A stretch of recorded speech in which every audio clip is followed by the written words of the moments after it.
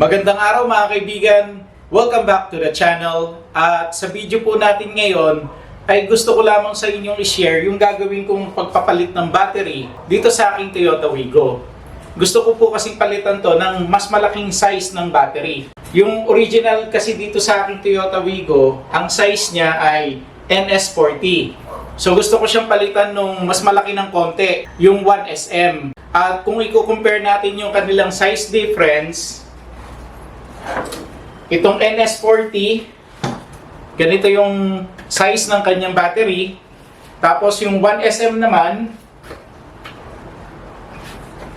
ganitong kalaki. Di hamak na mas malaki itong 1SM sa kanyang length at sa kanyang width.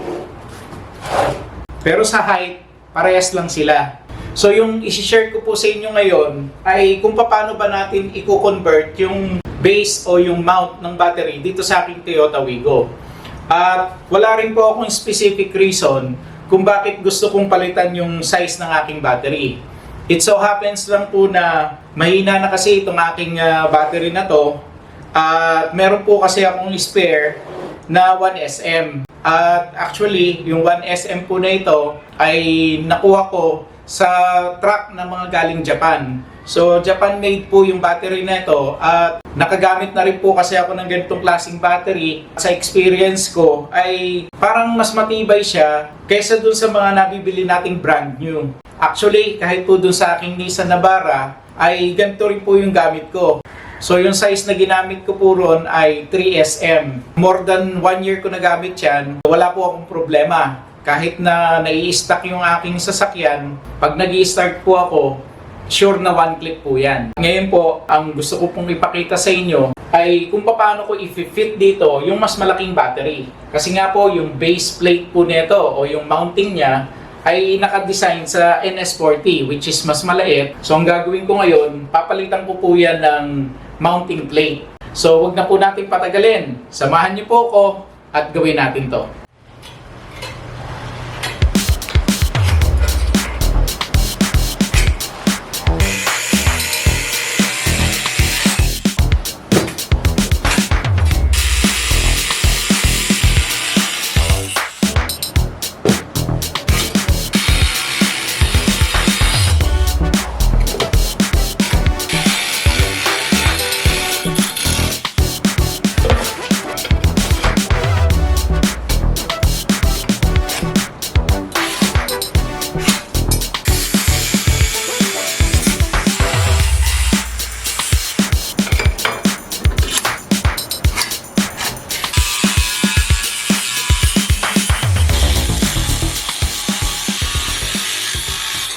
Nakat ko na lahat ng kailangan ko.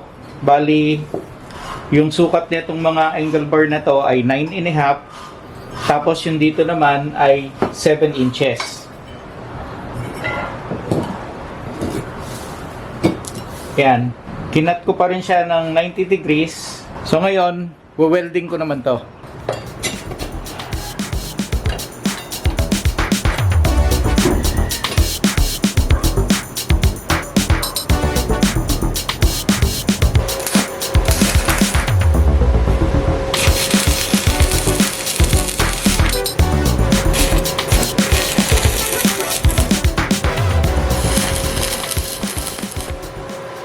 Testingin ko muna kung kakasya itong battery. Sakto naman. So, full weld ko na to.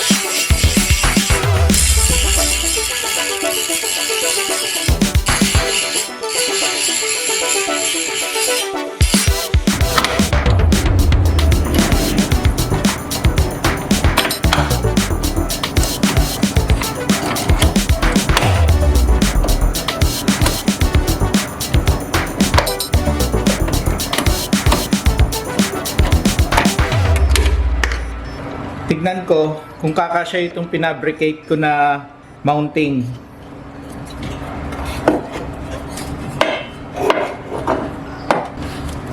Mukha namang kakasya siya. Wala namang sasayaran. Sakto lang dito. Hindi naman sasayad dito sa windshield washer reservoir. Ngayon magkakat naman ako ng square tubing para siyang ilalagay ko dito sa ilalim niya na magtutornilyo dito sa kabitan ng mga bolts.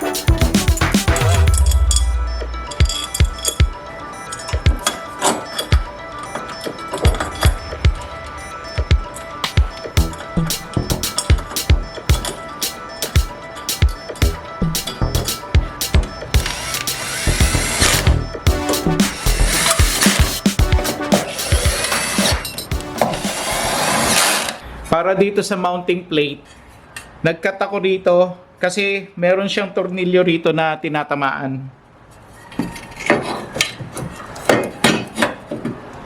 Kinat ko lang para maiwasan ko yung tornilyo. I-spot weld ko muna yan para pagka tinanggal ko ay i-full weld ko sa labas. So okay lang ako mag-welding dito since tanggal naman yung mga battery.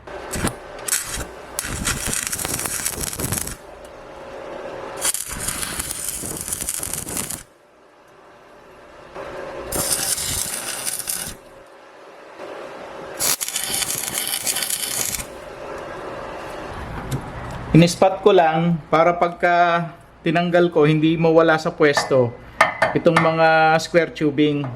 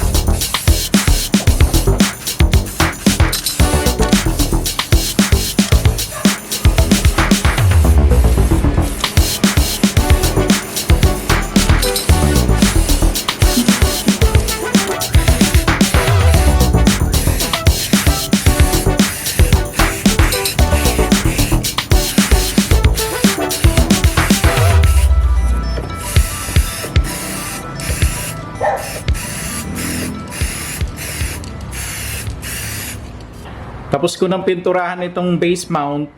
Tapos binutasan ko rin nga pala dito sa magkabilang side. Kasi gagamitan ko yan ng battery holder. So kabit ko na to.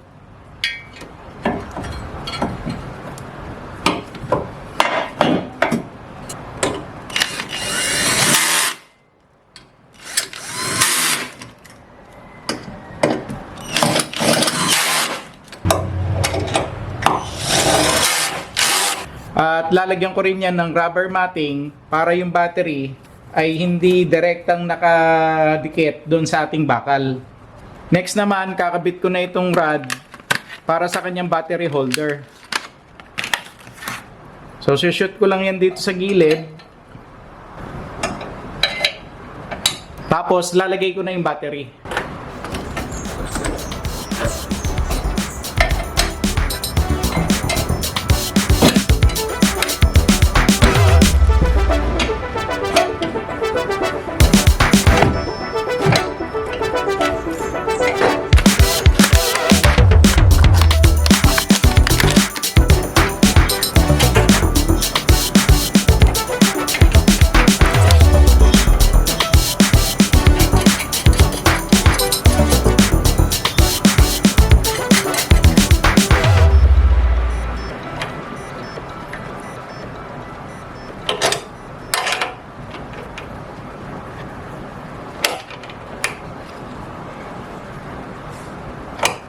Next naman, magpapalit ako ng battery terminal. Kasi yung para sa NS40, maliliit yung kanyang battery terminal. Oh. So papalitan ko lang yan ng mas malaki.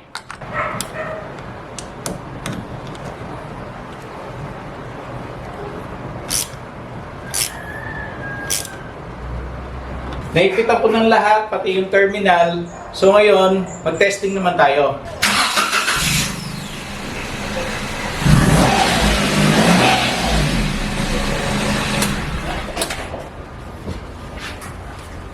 Maayos ko naman po naikabit yung 1SM na battery.